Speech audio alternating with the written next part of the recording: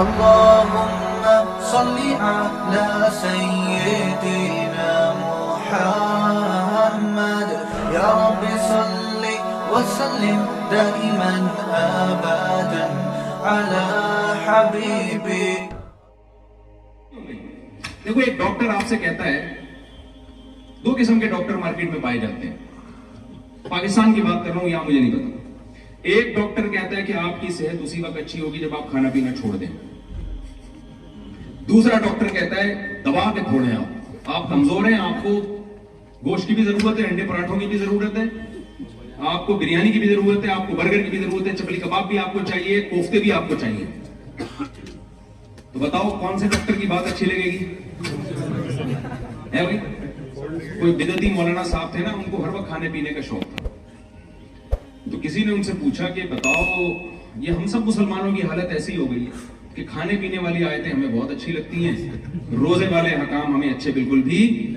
देखो नबी सल्लल्लाहु अलैहि वसल्लम की सुन्नत तो रोजे रखना है, खाना जिस तरह से हम फोड़ते हैं ये पैगंबर की सुन्नत नहीं है. खाएं आप, इजाजत है, ये नहीं कि आप खाना पीना छोड़ दें. इसको सुन्नत का लेवल ना लगाया करें. एक तो खाना, फिर उसके बाद मीठा, फिर उसको कहते हैं मीठा खाना सुन्नत है, बिल्कुल भी गलत बात है. खाने के बाद मीठा खाना, खाना खाना ही सुन्नत नहीं है, तो खाने के बाद मीठा खाना कहां से सुन्नत हो गया? हमारे नबी तो फाकों से रहते थे भाई. तो आज हमारा इस्लाम भी खाने पीने का होके रह गया है. तो मैं ये कर रहा था कि देखो एक डॉक्टर वो है जो आपको कहता है खाओ, एक डॉक्टर वो है जो कहता है बिल्कुल भी ना खाओ. तो अच्छा कौन सा लगेगा? खाने वाला जाहिर अच्छा लगेगा. अगर इस्लाम आपको ये कहता कि ये दुनिया छोड़ दो, तुम मेरी इबादत के लिए पैदा हुए, लिहाजा तुम्हें जर्मनी आके पढ़ने की भी इजाजत नहीं है, तुम्हें जर्मनी में अच्छी जॉब की भी इजाजत नहीं है, तुम जाओ कराची में जो लियारी नदी है ना, उसके करीब कब्रिस्तान है एक बड़ा खतरनाक किस्म का, मेवा शाह का कब्रिस्तान, वहां एक झोपड़ा डाल के अल्लाह अल्लाह किया करो बैठ के. अगर ये इस्लाम का ऑर्डर होता तो हम कहते यार इस्लाम पे चलना बहुत मुश्किल है, इस जमाने में नहीं चल सकते भाई, नस्लें खत्म हो जाएंगी इस तरीके से. तो इस्लाम ने खानदानी काम क्या किया, ये क्यों किया, पहले मैं ये बता दूं. इस्लाम का ये दावा है फितरतल्लाहिल्लती फतरन्नास अलैहा. अल्लाह कहते हैं ये इस्लाम इंसानों की वो नेचर है जिस नेचर पे मैंने इंसानों को पैदा किया. बताओ नेचर पे चलने में मजा है या नेचर से बगावत में मजा है? चलने में. बगावत में तो पागल हो जाता है आदमी. देखो रिलैक्स होने के लिए ना, आप टेंशन से थक गए हो, परेशान हो गए हो जाग के, तो नेचुरल तरीका दिमाग की थकावट को दूर करने का क्या है कि सो जाए आदमी. ये नेचुरल है ना, इसके साइड इफेक्ट हैं? कभी देखा आपने ये आदमी चूंकि डेली पाबंदी से सोता है लिहाजा इसका दिमाग खराब हो गया है, पागल हो गया है, कभी देखा आपने? लेकिन जो नेचुरल तरीका नहीं है वो क्या है, नशा करना शुरू कर दो. जब आपको दिमागी थकावट हो रही है, परेशानी हो रही है, तो आप जागने के लिए चरस पीना शुरू कर दो. बताओ मुझे, नशे वाले लोग सुकून में होते हैं या जो नशे से बचते हैं वो सुकून में होते हैं? जो बचते हैं वो सुकून में होते हैं. लोग मुझे कहते हैं यूनिवर्सिटी के लड़के कि यार नशे के बगैर हम नहीं सुकून, हम डिप्रेशन में जाते हैं, हमें जब तक पिए नहीं. आपको क्या पता मुफ्ती साहब हमने क्या क्या टेंशनें पाली हुई हैं. वो कह रहे होते हैं भाई अब वो टेंशनें होती है तो पिए बगैर नहीं हो सकता. मैं कहता हूं जो टेंशनें हमने रखी हुई है ना, आप उसका तस्वुर भी नहीं कर सकते. और अल्लाह का शुक्र है, अल्लाह नजरे बस से बचाए. मैं आपको खुश लग रहा हूं कि नहीं लग रहा? ना मैं सामने पीता हूं ना मैं छुप के पीता हूं. वो एक आदमी की बीवी दुआ मांग रही थी, खवातीन से पेश की माजरत, दुआ के लिए हाथ उठाए बड़े तहज्जुद में, इखलास से. आधी दुआ मांग के एकदम हाथ नीचे गिराती है. शौहर ने कहा बेगम क्या दुआ मांग रही थी, सच सच बताओ. उसने कहा मैं दुआ मांग रही थी अल्लाह आपकी सारी टेंशन खत्म कर दे, फिर मुझे ख्याल है कि मैं ही ना मर जाऊं.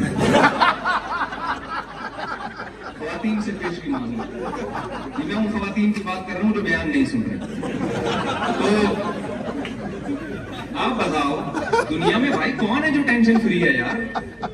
सबसे ज्यादा जो टेंशन उठाई है याकूब अलैहिस्सलाम ने उठाई है, जिनके खूबसूरत बच्चे को, बहुत महबूब बच्चा था, बचपन में छीन लिया गया, कुएं में डाल दिया गया, तलाश करते रहे सारी जिंदगी, बच्चे के गम में रोते रहे, और बुढ़ापे में अल्लाह ने दूसरा बच्चा भी छीन लिया. टेंशन का इलाज शराब में अल्लाह ने नहीं रखा, नशे में अल्लाह ने टेंशन का इलाज नहीं रखा। ये नेचुरल नहीं है, ये वो चीज है जो टेंशन पैदा करती है। अब शराब पीने वाला शराब पी के समझता है यार बड़ा रिलैक्स, भाई ये थोड़ी देर की है, थोड़ी देर क्या मसला है, इसके बाद आपको इसकी आदत पड़ेगी और ज्यादा डिप्रेशन में जाओगे। तो इस्लाम है जो आपको सही गाइड करता है। वो क्या कहता है, फितरतुल्लाहिल्लती फतरन्नास अलैहा। इस्लाम और नेचर एक ही चीज के दो नाम हैं,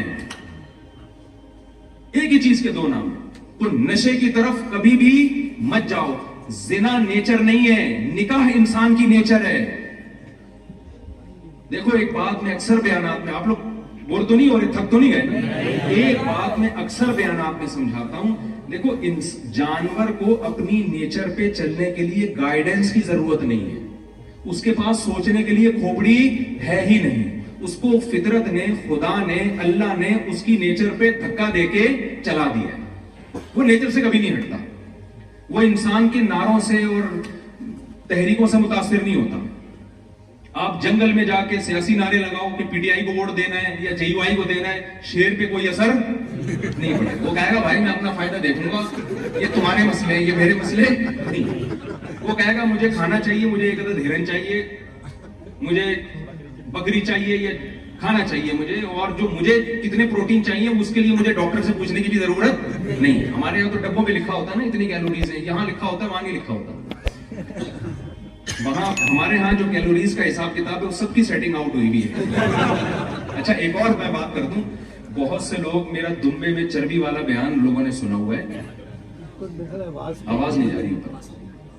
बहुत सारे साथी बाहर खड़े हैं, उनसे दरखास्त है कि ऊपर चले जाएं, ऊपर चले जाएं, बराए मेहरबानी बाहर खड़े ना हो, ऊपर की तरफ चले जाएं, ऊपर की तरफ चले जाएं। बाहर काफी सारे साथी हैं।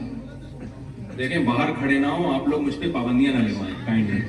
ये गैर कानूनी है बाहर इस तरह इकट्ठे होना, तो जो जगह बनाई गई है ना वहीं चले जाएं, ठीक है ना। कोई ऐसा गैर कानूनी काम ना करे, बस वो मिल लेंगे इंशाल्लाह। अच्छा मैं क्या बात कर रहा था, ये जो दुम्बे की चर्बी का मेरा बयान है ना, चर्बी खानी चाहिए, ये बयान बिल्कुल सही है, लेकिन हमेशा लोग आधी बात लेते हैं आधी छोड़ देते हैं। जब काम दुम्बे की चर्बी खाने वाला करो और दुम्बे खाने वाला खुराक जब दुम्बे की होगी ना, तो काम भी कैसे होंगे, गोश्तखोरों जैसे होंगे। अब कितने लोग हैं जो चर्बियां फोड़ना शुरू कर दी मेरे बयान सुन के, और ना एक्सरसाइज है, ना वॉकिंग है, ना जॉगिंग है, वो फिर बीमार होंगे वो, तो आप तो मर जाओगे फिर इस तरीके से। एक साहब को अटैक हुआ कुछ दिन पहले, वो चर्बी फोड़ के ना, तो फिर मेरा बयान बोल के यार मैं इस बंदे को मिले तो मैं पकड़ूं, तो भाई हमने तो पूरी बात ये थोड़ी है, तो काम भी फिर गोश्तखोरों जैसे हो ना। ये थोड़ी कि आप खा रहे हो, चर्बी खा रहे हो और देसी घी पी रहे हो, आप प्लेटें भर भर के, और आप ऑर्गेनिक चीजें खा रहे हो, तो काम भी देसी ऑर्गेनिक देसी चीजें जब खाओगे तो काम भी कैसे होने चाहिए, देसी लोगों जैसे होने चाहिए। अगर आपने दफ्तर में बैठे रहना है तो फिर आप कुछ भी नहीं खाओ, फिर तो जो खाओगे वो भी मसला करेगा। तो खैर मैं क्या अर्ज कर रहा था यार, ये कहां से कहां बात जा रही है, जो टॉपिक लेके चल रहा था मैं, हाँ तो मैं ये कर रहा था। देखो जानवर जो है ना, जानवर उसको उसकी नेचर पे चलाने के लिए किसी यूनिवर्सिटी में पढ़ने की जरूरत नहीं है, उसको पैगंबरों से हिदायत लेने की जरूरत नहीं है। आप शेर का बच्चा पैदा हो, आप उसके सामने घास और खीरा और ककड़ी और पान और गुटके रख दें, कभी भी उसकी तरफ मुंह नहीं मारेगा, वो गोश्त ही खाएगा, वो दूध ही पिएगा। बकरी के बच्चे के सामने आप गोश्त के बेहतरीन कोफ्ते बना के रख दें, अंगारे रख दें, आपके अंगारे, कभी भी उसमें हाथ डालने की कोशिश नहीं करेगा। इंसान इतना ज़हीन है, लेकिन आप इंसान के बच्चे के सामने आग का अंगारा रखें, सबसे पहले उठा के अपने मुंह में डालेगा उस अंगारे को। इतना ज़हीन होके भी गलत चल रहा है। ये इसमें इशारा है अल्लाह की तरफ से कि इसको इसकी नेचर पे चलाने के लिए गाइडेंस की जरूरत है। जानवर को उसकी नेचर पे चलाने के लिए गाइडेंस की जरूरत नहीं है। आपको ये गाइडेंस, दो तरह की गाइडेंस चाहिए आपको, इंसान को दो तरह की गाइडेंस, एक को हम जिस्मानी गाइडेंस कहते हैं, एक को हम रूहानी गाइडेंस कहते हैं। जिस्मानी गाइडेंस हमें मिलती है डॉक्टरों से, कितना खाना है, क्या खाना है, डॉक्टर बताएगा माँ को कि तुम्हारा बच्चा पैदा हो तो उसके सामने से ये चीजें हटा देना, वरना वो बच्चा खा जाएगा, सब कुछ खा जाएगा। ये है जिस्मानी गाइडेंस। और रूहानी गाइडेंस क्या है, जो उलमा बताते हैं कि आपको बहनों की विरासत खाने की इजाजत بولو نہیں. ڈاکٹر بتائے گا کہ اس بچے کو گوشت کھانے کی اجازت نہیں ہے, علماء بتائیں گے بہن کی وراثت کھانے کی بھی اجازت نہیں ہے. تو دونوں قسم کی گائیڈنس ہو گئی کہ نہیں ہو گئی؟ تو مادی گائیڈنس ڈاکٹر کرتے ہیں اور پھر انجینئر کرتے ہیں اور پھر جو بھی سائنسدان ہیں وہ کرتے ہی چلے جا رہے ہیں, تبھی انسان ترقی کی راہ پہ گامزن ہے. لیکن انسان کو جو اس کی پیدائش کا مقصد تھا وہ مادی گائیڈنس نہیں ہے. سمجھتے ہو کہ نہیں سمجھتے؟ انسان کی پیدائش کا جو مقصد ہے وہ اچھا انسان بننا ہے. تو اچھائی کا مادی زندگی سے تعلق ہے یا روحانی زندگی سے تعلق ہے؟ روحانی زندگی سے تعلق ہے نا. دیکھو جانور کی روحانی کوئی زندگی نہیں ہوتی, جانور کی صرف مادی زندگی ہی ہوتی ہے. لہذا جانور میں دو طرح کے جانور نہیں ہوتے کہ یہ اچھا ہے اور یہ برا ہے, یہ نہیں ہوتا جانوروں میں. یہ تقسیم انسان کی ہے, یہ جانوروں کی نہیں ہے. جانور کو صرف مادی گائیڈنس کی ضرورت ہے. ہم جب کہتے ہیں نا یہ کتا اچھا ہے, اس کا مطلب کیا ہے؟ کوئی نسلی ہے. یہ نہیں کہ یہ سچ بولتا ہے ہمیشہ, یہ وعدہ خلافی نہیں کرتا, یہ اپنے ماں باپ کا احترام کرتا ہے, یہ نہیں ہوتا. جس جانور کو اللہ نے جو کوالٹی دینی تھی نا وہ بھی انسٹال کر دی ہے اس کے اندر. کتا وفادار ہے, اس نے یہ وفاداری کہیں سیکھی نہیں, وہ بائی بورن جو ہے نا وفادار ہے. یہ کیا کہتے ہیں اس کو کہ یہ بلٹن ہے اس کے اندر. یہ جو سافٹ ویئر ہے نا یہ کمپنی کی طرف سے پہلے سے اللہ نے ڈال کے پیدا کیا اس کو. کتے نے وفا ہی کرنی ہے, چاہے آپ اس کو تبلیغ میں سروزہ لگوائیں یا نہ لگوائیں, وہ بزرگوں کے بیان سنیں یا نہ سنیں, اس کو یونیورسٹیوں میں ٹریننگ دی جائے یا نہ دی جائے. اور لومڑی اور جو طوطا ہے اور اس طرح کے کوا یہ بے وفا ہیں, یہ بے وفا ہی رہیں گے. ان کو آپ محنت کر کے وفادار نہیں بنا سکتے. کوا اگر چالاک ہے, ڈیڑھ ہوشیار ہے, تو وہ چالاک کا چالاک ہی رہے گا. اس میں اگر قوم پرستی ہے کہ جب ان کی قوم پہ کوئی بات آتی ہے سارے کوے اکٹھے ہو جاتے ہیں, آپ نے دیکھا ہے نا. تو یہ جو ان کے اندر اتحاد ہے, کیا یہ یونائٹڈ نیشن نے سکھایا ان کو متحد ہونا ہے؟ بھائی بتاؤ نا, یہ ان کے اندر ہے, بس ہے. اپنی ایک کوے کو مار کے دیکھو نا. یہاں تو مجھے نہیں پتا یہ سسٹم ہے کہ نہیں. کراچی میں تو بھائی, پاکستان میں تو ہم نے تجربہ کیا ہے کہ جس سے بھی پنگا لینا ہے لوگ کوے سے کبھی بھی پنگا کسی سیاسی جماعت سے بڑھ جائے نا, یہ آسان ہے. ایک کوا آپ نے چھیڑ دیا نا, وہاں سے گزرنا آپ کے لیے مشکل ہو جائے گا. پتہ نہیں وہ یاد رکھتے ہیں آپ کا, نادرا کا پورا ریکارڈ ان کے پاس ہوتا ہے, یہ بندہ کب گزرتا ہے, کہاں سے گزرتا ہے. تو جانوروں کے لیے نہ اللہ نے جنت بنائی نہ اللہ نے جہنم, کیونکہ جانور نہ اچھے ہوتے ہیں نہ برے ہوتے ہیں. تو جانوروں کی روحانی زندگی نہیں ہوتی. سمجھتے ہیں کہ نہیں سمجھتے؟ جتنی صفائی ان کو چاہیے وہ بھی قدرت نے ان کو دے دی ہے. لیکن انسان کی جیسے مادی زندگی ہوتی ہے جس میں اس کو ڈاکٹر گائیڈ کرتے ہیں, اس کے والدین گائیڈ کرتے ہیں, بیٹا یہ کھانا ہے, یہ نہیں کھانا, یہ نقصان دہ ہے, یہ صبح جاگنگ کرنی ہے تو یہ کرنا ہے. یہ انسان آٹومیٹیکلی نہیں پتا ہوتا, یہ سکھایا جاتا ہے اس کو. اور جب سے آدم علیہ السلام سے انسان دنیا میں آیا وہ سیکھتا چلا جا رہا ہے, اور پتہ نہیں کہاں جائے گا یہ سیکھتے سیکھتے. دوسری زندگی ہے روحانی. سمجھتے ہو؟ روحانی زندگی جس کے لیے اللہ نے ہمیں پیدا کیا, جو میں نے قرآن کی آیت پڑھی تھی, لِيَبْلُوَكُمْ أَيُّكُمْ أَحْسَنُ عَمَلًا. اللہ دیکھنا چاہتے ہیں تم میں عمل میں اچھا کون ہے. دیکھو انسان کو جو جانور پہ فضیلت ہے وہ مادی زندگی کی وجہ سے نہیں ہے, وہ روحانی زندگی کی وجہ سے ہے. کیونکہ اگر انسان کو کھانے پینے اور مادی زندگی کی وجہ سے ہوتی تو اس کائنات میں سب سے افضل ترین مخلوق بھینس ہوتی. کیا خیال ہے؟ جتنا بھینس کھاتی ہے اتنا ہم کھا سکتے ہیں. مولانا قاسم نانوتوی رحمۃ اللہ علیہ کا ایک مشہور مناظرہ ہے, ان کا یا ان کے کسی استاذ کا, کہ غیر مسلم سے ان کا مناظرہ ہوا. عیسائی تھا یا پتہ نہیں کوئی ہندو تھا, واللہ عالم, مجھے یاد نہیں رہا بھی پورا واقعہ. مقابلہ یہ ہوا کہ جی جو زیادہ کھا لے گا نا, پتہ نہیں کوئی ایک پوری دیگ رکھی ہوئی تھی کہ جو یہ کھائے گا تو اس کا مطلب اس کا دین سچا ہے. اب ظاہر ایک نارمل آدمی تو نہیں کھا سکتا نا, تو اس نے کہا یہ میرا گویا معجزہ ہو جائے گا کہ میں پوری دیگ کھا کے اور مرا نہیں, تو یہ اس کی علامت ہے خدا کس کے ساتھ ہے, میرے ساتھ. تو مولانا قاسم نانوتوی رحمۃ اللہ علیہ بیچارے پریشان ہو گئے, یار یہ دیکھ کھا سکتا ہے. تو وہ سوچتے رہے, سوچنے کے بعد انہوں نے کہا دیکھو دیگیں کھانا جو ہے نا یہ کسی کے برحق ہونے کی علامت نہیں, یہ تو کٹے اور بھینسیں کھا جاتی ہیں.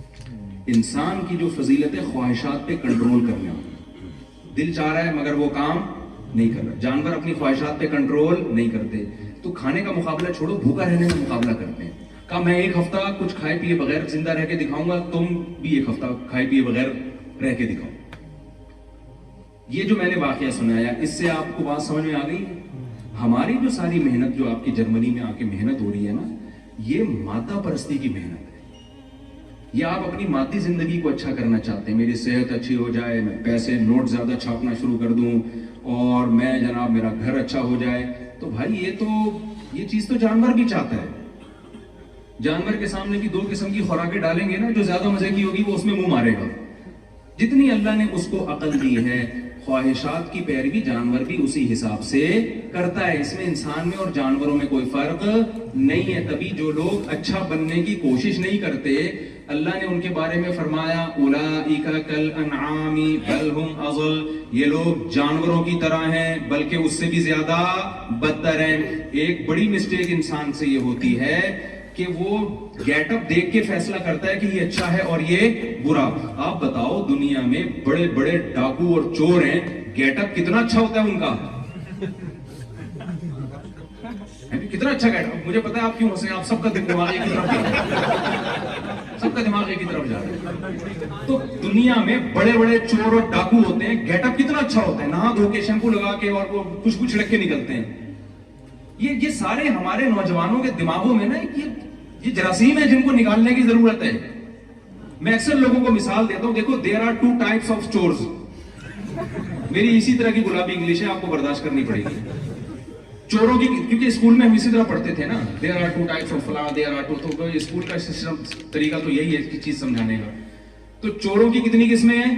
2 قسمیں. ایک وہ چور ہوتا ہے جو چوری بہت چھوٹی درجے کی کرتا ہے, جرم اس کا بہت ہلکا ہوتا ہے, لیکن معاشرے میں ذلیل وہ بہت زیادہ, لوگ اس کو کہتے ہیں برا آدمی ہے. ایک وہ چور ہوتا ہے جس نے بڑی خاندانی قسم کی چوری کی ہوتی ہے, اور 3 پیس سوٹ ٹائی میں گھومتا ہے, جہاں جاتا ہے لوگ چاہتے ہیں اس کے ساتھ ہماری سیلفی. کہیں رشتے کا پیغام بھیجے گا, لوگ رشتہ قبول کریں گے. کہیں جو ہے ہر آدمی کی خواہش ہے یہ ہمارے پاس آئے. پہلا چور وہ ہے جو مسجد سے چپل چراتے ہوئے پکڑا گیا ہو, اس کا گیٹ اپ بھی ٹھیک نہیں ہوتا. ایسا ہی ہوتا, یہاں تو چپلیں چراتے ہیں, یہاں پہ یہاں تو میرا خیال نہیں ہوتا, لیکن ہمارے یہاں تو ایک بہت بڑا مسئلہ ہے الحمدللہ چپل. وہ ایک آدمی نے کہا نا کہ چپل سامنے رکھ کے نماز پڑھ رہا تھا, کسی نے کہا چپل سامنے رکھ کے نماز نہیں ہوتی, اس نے کہا پیچھے چپل نہیں ہوتی. یا تو نماز بچا لو یا چپل بچا لو, ایسے نماز ہو جاتی ہے چپل سامنے رکھ کے. خیر, تو ایک چور وہ ہوتا ہے جو مسجد سے چپل چوری کرے, پکڑا جاتا ہے, پٹتا ہے لوگوں سے. ہمارے ہاں تو کوئی چپل چراتے ہوئے پکڑا جائے نا, اسے ایسا کوٹتے ہیں لوگ, میں نے چھڑوائے ہیں بہت سارے, میں نے خود چھڑوائے ہیں کہ مارنا دیں لوگ اس کو. یار ٹھیک ہے غلط ہے, لیکن اتنا بھی غلط نہیں ہے اس کو آپ اتنا مار رہے ہو. لوگ پھر وہ اپنی وہ پوری کر رہے ہوتے ہیں کہ یار ہم نے بھی ایک دن چور پکڑا تھا اور مارا تھا اس کو, تو ریکارڈ میں آ جاتی ہے نا یہ بات. تو یہ چور وہ ہے جو قوم کی نظر میں برا آدمی ہے, اس کی عزت نہیں ہوگی.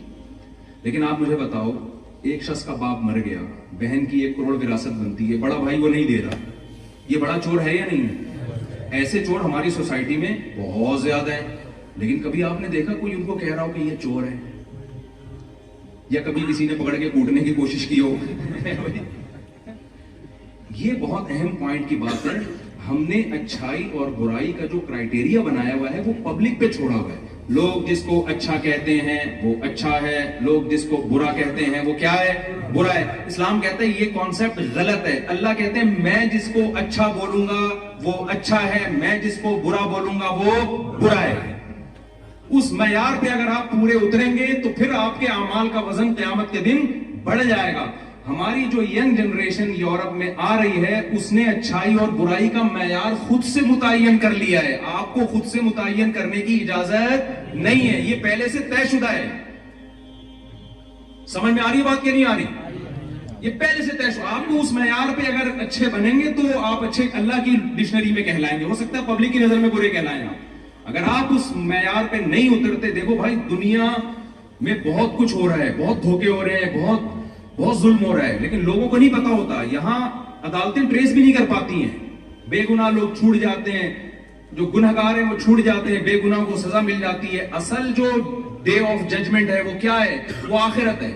अमेरिका के गोरा मुसलमान हुआ, मेरी जब भी कोई गैर मुस्लिम मुसलमान होता है मैं उससे बहुत पूछता हूँ क्या था। उसने मुझे कहा कि यार ये डे ऑफ जजमेंट का तस्वुर है ना इस्लाम का, इसके बगैर इंसान अच्छा नहीं बन सकता। दुनिया में तो जुल्म है। यार इस चीज ने मुझे अट्रैक्ट किया इस्लाम की तरफ कि हम तो अच्छे बन ही नहीं सकते इसके बगैर। तो मैं आपसे एक बात कहता हूं, देखो इंसान की रूहानी जिंदगी के लिए भी उसको क्या चाहिए? गाइडेंस। खुद से आप मादी तरक्की भी नहीं कर सकते होते तो यूनिवर्सिटी में क्यों पढ़ने के लिए आए हुए होते भाई? वहीं बैठ के कोई बम बना लेते ना, ठीक है ना, मुल्क के दिफा के लिए वहीं बैठ के कोई मेडिसिन इजाद कर लेते आप। आपने यहां आके इसलिए कि भाई हमें क्या चाहिए?